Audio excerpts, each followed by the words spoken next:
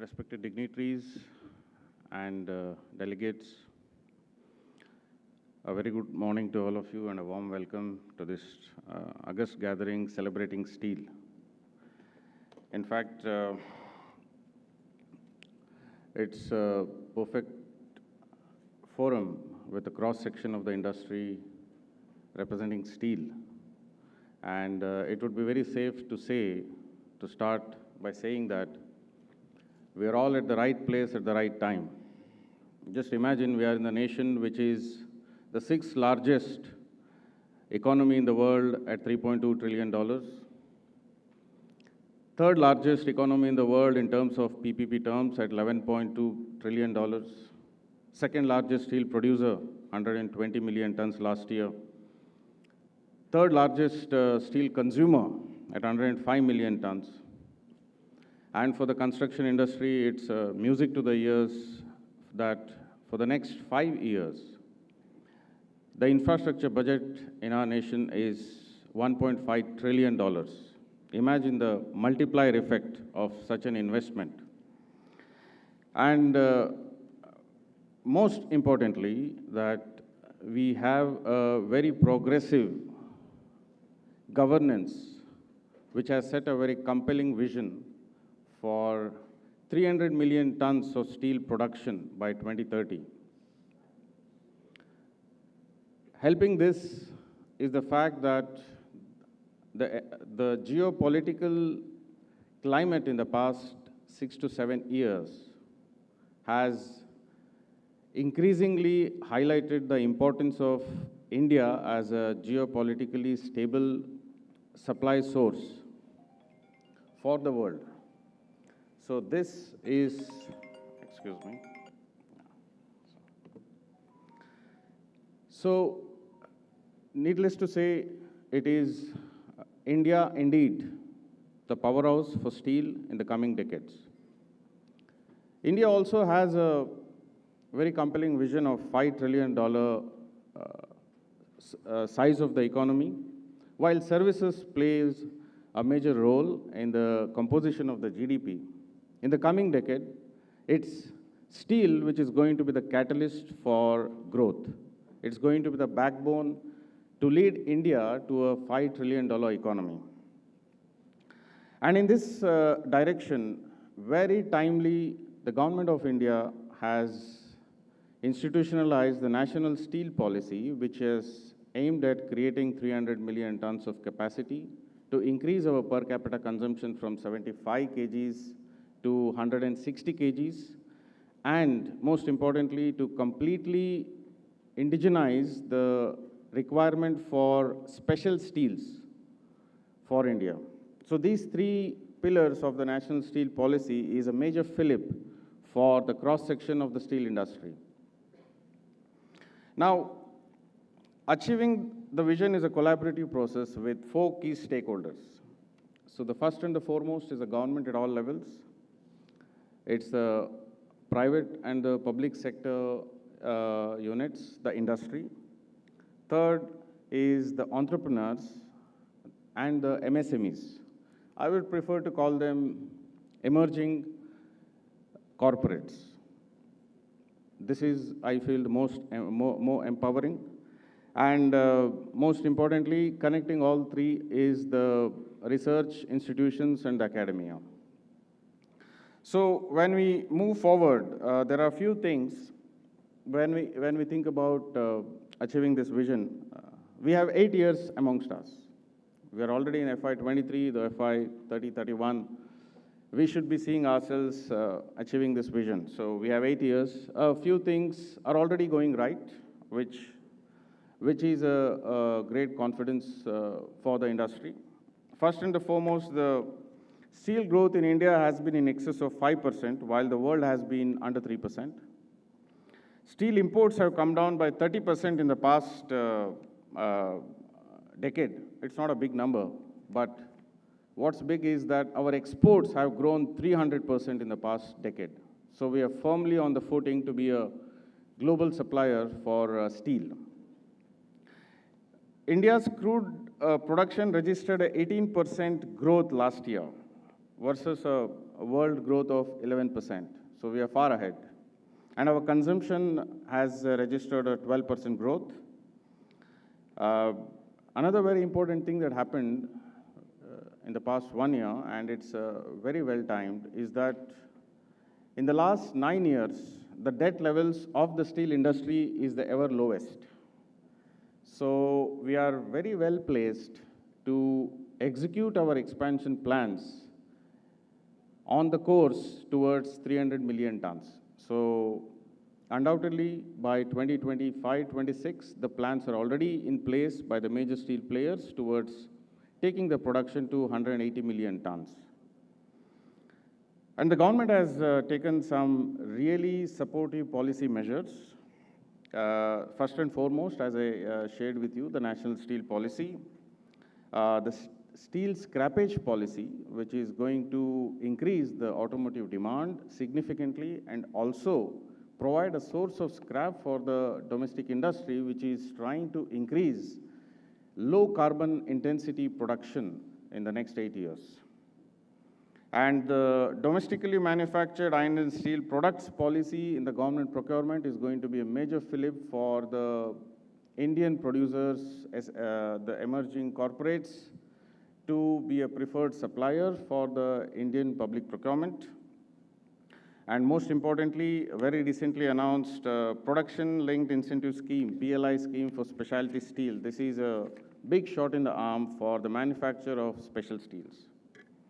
Now, these are all going right. When we look forward, what comes to my mind are around 7 key priorities, which we believe would propel India towards the vision. I would not be speaking on all these 7 priorities given the constraints of time, but I definitely would briefly speak upon a few of them. First and foremost, very specifically, for a 300 million ton vision, 250 million ton, 260 million tons of finished steel, we need to have 200 million ton consumption within India. Currently, we are at 105. And exports should be 60 million tons. Currently, we are at 14 million tons. And imports should be 0, which is quite possible.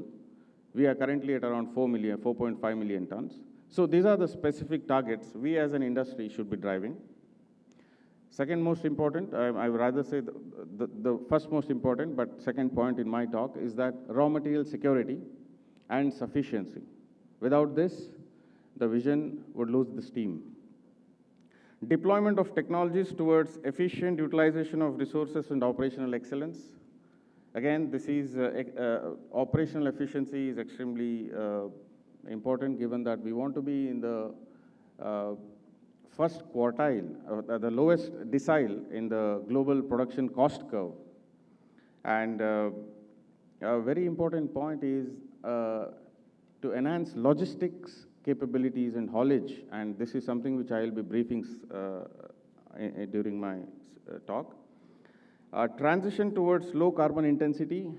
Yes, the European carbon tax is coming in 2026, and we have 5 years to get ready. And of course, R&D and digitalization have their own importance, and they would be very key in this journey. Now, talking about the first priority is 200 million ton domestic consumption, 0 imports, and 60 million ton exports. The domestic, per capita consumption, when it increases from 74 to 160 kgs on a population of 1.3 billion, means we are adding 110 million tons of incremental steel consumption. So that would take us to around 200 million tons, as discussed. But what are the key enablers which is going to take us there? Most importantly, India's infrastructure budget of over $1.5 trillion in the next 5 to 6 years. This would be a very key enabler, and we are very fortunate to have this in place. The vehicle scrappage policy, the policy for providing preference for domestically manufactured iron and steel in the public procurement, mandatory inclusion of life cycle costing analysis, LCCA, in public procurement. This is something which is going to be a paradigm shift while the procurement at a capex stage happens, because this would give preference to sustainable materials, long-lasting material, long-life materials like steel over other alternate materials. And encouraging new applications of steel will contribute towards strong consumption-driven growth. Now, another very important thing here is export competitiveness. Typically, exports in India is a tactical decision. It's not a strategic decision.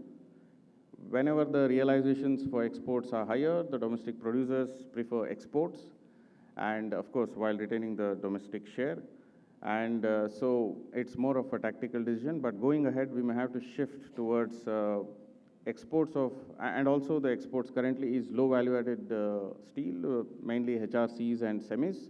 So there has to be a clear shift towards special steels and towards strategic relationships with the large buyers in the key economies in the world.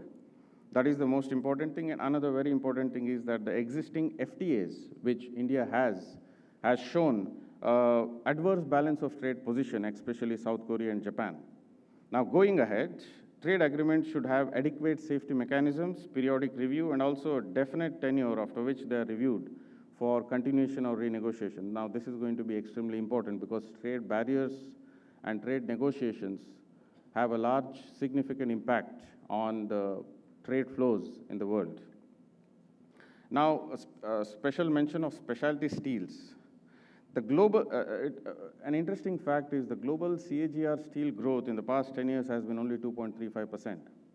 But the projections for high-strength steel requirement in the coming 5 years globally is 8.6%.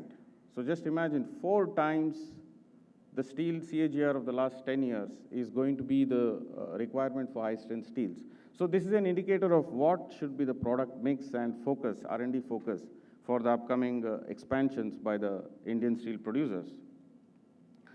And the PLI scheme has been a boon. All of us know the details, but still just to reiterate, 6,500 crores of outlay by the government is going to attract 40,000 crores of investment by the public and the private infrastructure. And this is going to add an incremental capacity of 25 million tons. So that's going to be a huge shot in the arm. And JSP is very happy to share the success of innovation and product development in this case. Especially, we are proud that we are prepared with the 2 new grades, that is 1080 head hardened and 1175 grade of rails, which are used in metro and DFCC corridors. This is going to completely indigenize the Indian requirement for rails, which is currently imported, 100% imported. And also, we have very recently developed track shoes, which is also 100% imported, and it will be a big boon for the downstream sector. And now, speaking of logistics, now this is something which is as important as capacity addition for the steel and raw material security. Just imagine 300 million tons. When we are at a 300 million tons, we will need 900 million tons of raw materials, plus 300 million tons of steel, which has to be transported to the ports or to the customer destination. So we are going to be moving around 1,200 million tons of cargo. Currently, we are moving only 400 million tons. And this ramp up should be happening in the next 8 years. Now, this is going to be a huge challenge. And, but also, the second big concern in India is that as per Niti Aayog estimates, India has a disadvantage of around $20 to $25 of freight rates. And imagine $20 to $25, you can lose 50% of the deals because of this disadvantage in the export market. And the freight costs in India are almost twice the freight costs in the United States on a purchasing power parity basis. So this will be this should be a very key focus at the policy makers as well as the private investments which should be in this sector. Now, development of additional ports, dedicated rail and rail connectivity between plant and ports, coastal freight corridors, expressways, The execution of Sagarmala and the Bharatmala projects, this should be expedited in a focused manner. Honorable Prime Minister launched PM Gati Shakti National Master Plan for multimodal connectivity. This will facilitate speed, simplicity, and connectivity for all such infra projects and has come at the right time. Now, my last theme would be transition towards low carbon intensity. Now, steel making contributes 8% to the world's total carbon emissions. Indian steel making account for 12% of the emissions from the fossil fuels, but this is likely to increase to over 33% by 2050. So carbon intensity of steel making in India is over 2 tons of emissions per ton of steel. So as a comparison, US is around 1.1, Europe is around 1.3, and we are at around 2.2.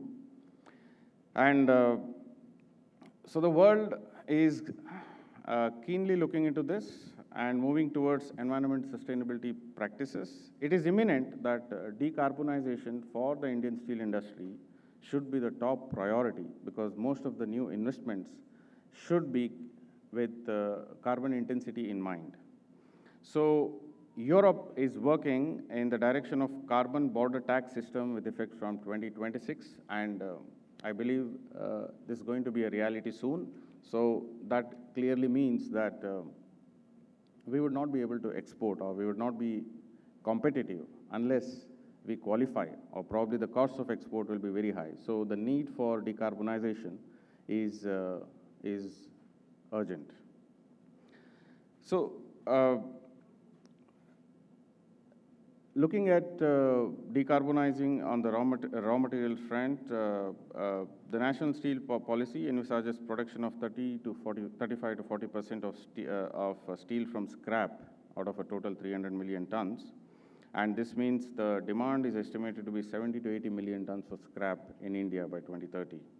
So this means the scrap collection and processing centers to feed the estimated future demands of scrap in the country will be a priority and will be a part of the essential infrastructure for the steel industry. Because the circular economy, which the EU has been investing in since many years, India has to start building a circular economy. Coal gasification and gas-based DRI should be promoted further. Green hydrogen will be a norm in the coming decade. Freewheeling of renewable power announced is a booster dose towards green hydrogen ecosystem in India and will accelerate the transition. Greener steel will require efforts from steel players to deploy all energy efficient measures, adopt and invest in the circular economy, improve specific consumption and waste management, and adoption of emerging low carbon emission technologies for the steel production. Now, green actually goes beyond just decarbonization. Some part of it can happen overnight by the decision makers, the cross section of the industry here. It doesn't need to wait for green hydrogen or for electrolyzers and new investment. Because we have the option of high strength steel at the design stage, which leads to 25 to 40% reduction in the weight, and obviously 25 to 40% reduction in the carbon intensity immediately in every project. This avoided, and another very interesting thumb rule is that increase of 1% in the yield strength reduces steel consumption by 0.5%. So if the YS increases from 250 MPa to 450 MPa, the savings in steel should be effectively around 40%. Now, factor in the additional cost of the higher grades, you would still be saving around 33% in the cost, but more importantly, you will get the bragging rights for low carbon intensity investments. So JSP is very, and also further savings can come through lighter foundations and lesser volumes transported. JSP is passionate about promoting high-strength steels and is one of our focus area in our marketing. Another important factor in construction is use of rolled sections over built sections. which makes the structure 5% lighter. And in today's scenario, very interestingly, when around 3-4 years back, rolled sections used to be much higher than the plates and coils. Today, the situation is that the plates and coils cost higher than the plates cost higher than the rolled sections, and still industry is primarily using built-up sections. So the cost savings can be as much as 6,000 to 7,000 per ton when you use rolled sections. So with this, finally, there is one more point which I would like to touch is R&D and digitalization. This is very important ecosystem in our journey because technical upgradation needs, it cannot be a one-man job, it has to be a collaborative effort. Collaborative R&D by large producers, large users, and academia for technology and product innovation. This is already done in the US, Japan, and Europe, and we need to have a collaborative effort to reduce the costs of R&D and to increase the speed from concept to market. Mine-to-mill digitalization, this is a very important criteria because it comes with much lower capex than what we put into new plants. A million ton of steel would need around $1 billion.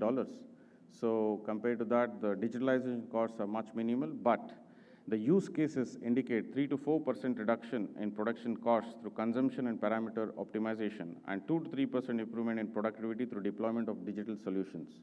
So this should be in the drawing board for most of the new expansions.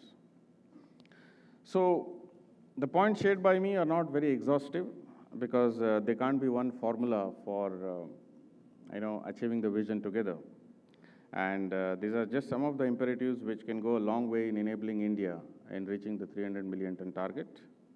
So before closing, let me reiterate that it's India indeed which is going to be the steel powerhouse in the coming decades.